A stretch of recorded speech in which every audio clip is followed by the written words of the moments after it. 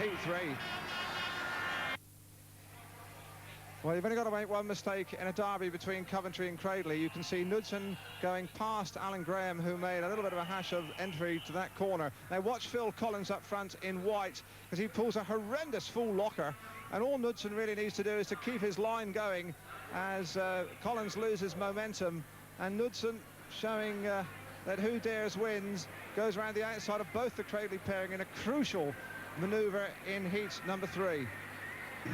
And as we come into Heat 4, the Heathens will be looking to Eric Gunderson, their new skipper, who assumed that mantle from Bruce Pennell, to lift them and give them some inspirational boosts.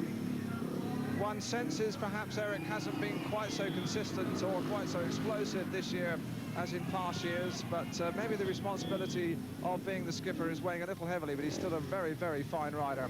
And he'll be on the outside grid here in heat number 4.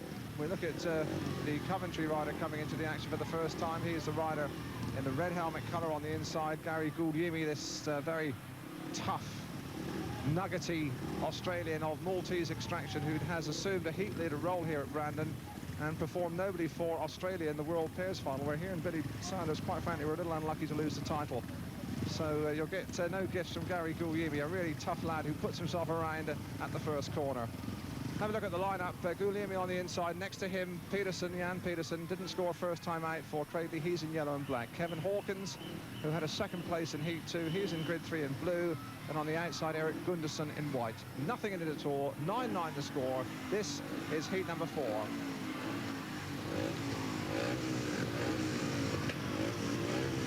And we're right in amongst them. We'll watch for Eric Gunderson's left hand on the clutch as the tapes go. Away they go. And from the inside it is Googy, from the outside here comes Gunderson. He sweeps around the boards and moving into third place crucially. It is Peterson. So it is Gunderson leading. Googy is second, Peterson is third, tailed up at the back, Kevin Hawkins.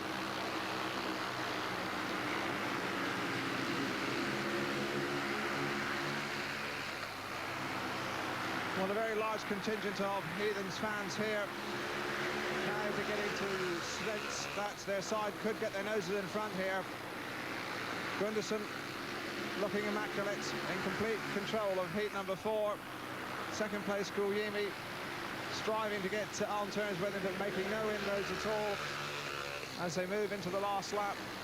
And Hawkins moves up onto the back wheel of Peterson, but the young Dane looks fairly safe in third place.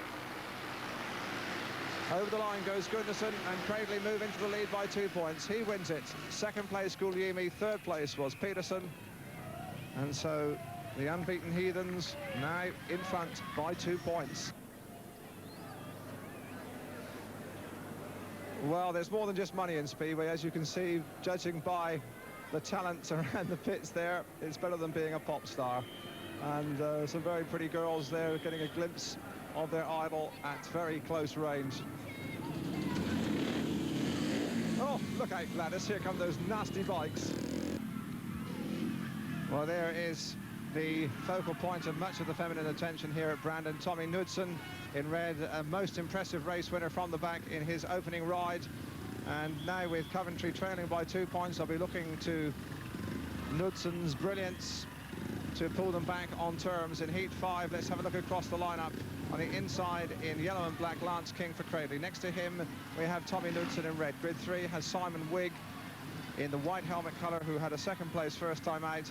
And on the outside it is Steve Bastable, yet to score on this very expensively tuned motor. He'll be hoping it will be beating a little bit more explosively here in heat number 5. So 11-13 the score. Really has been so very tight. Just one mistake has cost points as they settle down for heat 5. That's a good start from Knudsen. Knudsen makes it to the first corner. Where is Bastable? He's been squeezed out. Around the outside has come Simon Wigg, but Knudsen leads it. Second place Wigg. Third place is King. And Bastable way at the back as the Heathens sort themselves out to challenge Knudsen. Bastable tried to squeeze up on the inside there, but Wigg was aware of him. So it would appear that the Heathens will just be content to stonewall here. Knudsen has gone clear, and he really does look in invincible mood this evening, Tommy Knudsen, with this really tremendous recovery from a broken wrist. He must be the quickest healer in the world, this lad.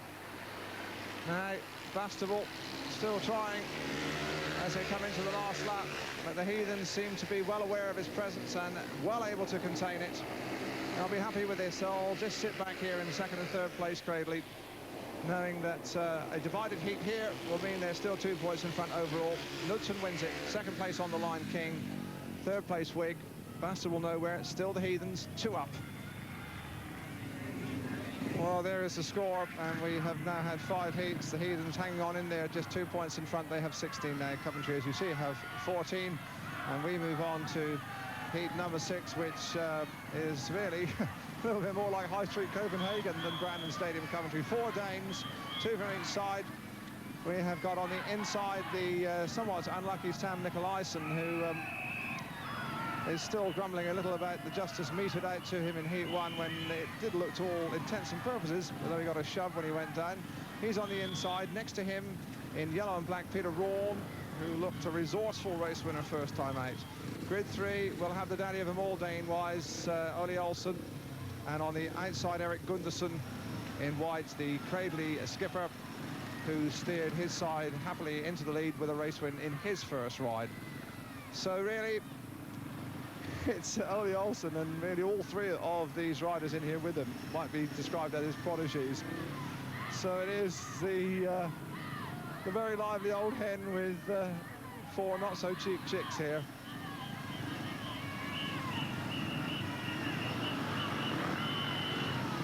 Fascinating confrontation.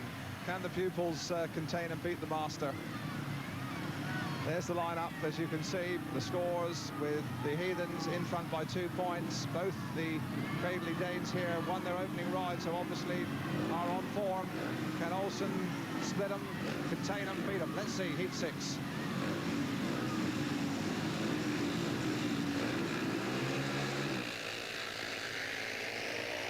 And Olsen's been squeezed out of the corner. It's Nicolaisen who leads it. Nicolaisen in front. Second place, it is Gunderson. Third is Rawn.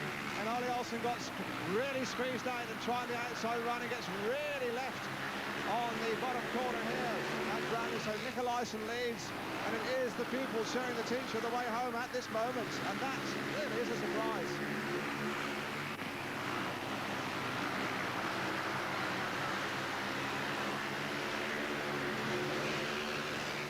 Such is the tension, such is the parity of these local derbies, that you really can ill afford one mistake, and it can be the difference between winning handsomely and finishing ignominiously at the back. It must be said that a bookmaker would have given you pretty good odds of Nicolaisen winning this one, but he's going to, unless he does something extremely silly around the last 2 corners, which he does not do. He wins it. Second place, Gunderson. Third, Rawn. Ole Olsen, the Great Dane, whisper it softly at the back, so Heathens still in front, but little Nicolaisen is delighted with life. Look at that gesture. You can see how much that win means for him. Move on. Heathens in front, 19-17. Heat 7 has on the inside Alan Grahame in yellow and black from Cradley. Next to him, Kevin Hawkins with 2 points to his credit and a last. Grid 3 has Phil Collins, who looked well set until pulling a full locker in his opening ride. And on the outside, this durable Aussie, Gary Googy in red. And it is now Hawkins who's holding up proceedings. There's Googy. It's a big lad, a bit on the big side for a speedway rider. They tend to say the good little uns will always beat the good big uns, but then riders like Barry Briggs disprove that theory.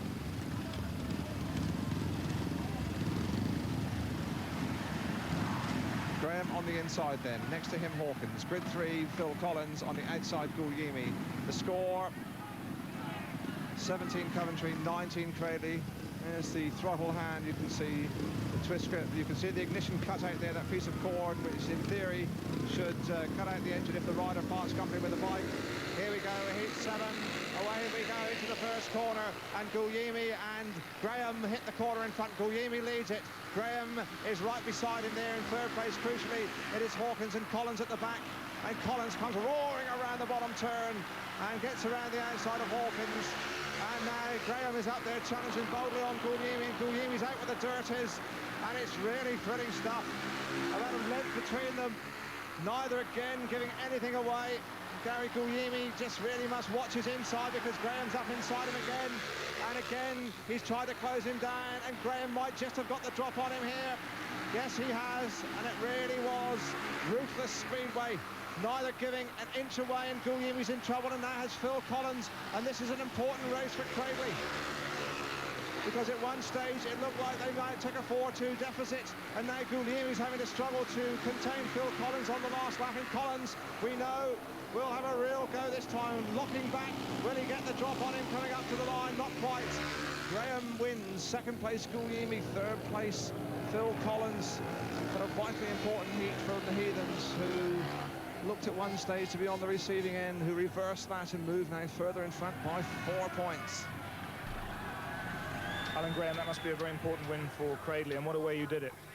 Yeah, well, it's on the TV now. I was on gate 1.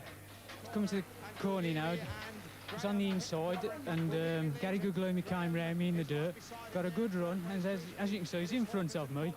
But I kept plugging away and pressuring him on the inside. I thought I was a bit faster than him coming into the turns. Nearly touched him once when I dived under him hard, but in the end I think Gary just moved. I got under him and frightened him a little bit, I think, and he just moved over and I was through.